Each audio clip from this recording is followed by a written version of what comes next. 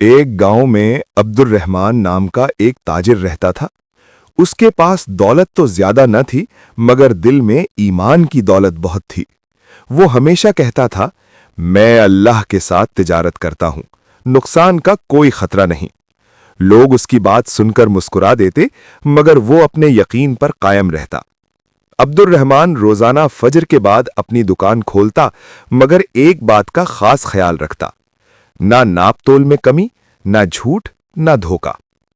ایک دن شدید بارش ہوئی، گاؤں کے کئی لوگ بے روزگار ہو گئے۔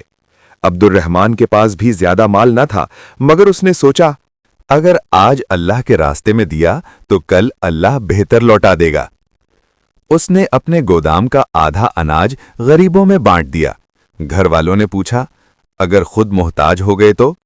عبدالرحمان نے مسکرا کر جواب دیا، جس کے خزانے کبھی خالی نہیں ہوتے، میں اسی پر بھروسہ کرتا ہوں۔ کچھ دن گزرے، ایک اجنبی تاجر گاؤں آیا۔ اس نے عبدالرحمان کی ایمانداری اور نیک نامی سن رکھی تھی۔ اس نے عبدالرحمان کو اپنی بڑی تجارت میں شریک کر لیا۔ چند ہی مہینوں میں عبدالرحمان نہ صرف خوشحال ہو گیا، بلکہ گاؤں کے کئی لوگوں کا سہارا بھی بن گیا۔ ایک دن کسی نے پوچھا، یہ سب کیسے ہوا؟ عبدالرحمان نے سکون سے کہا، میں نے نفع اللہ پر چھوڑ دیا تھا، بس نیت صاف رکھی تھی۔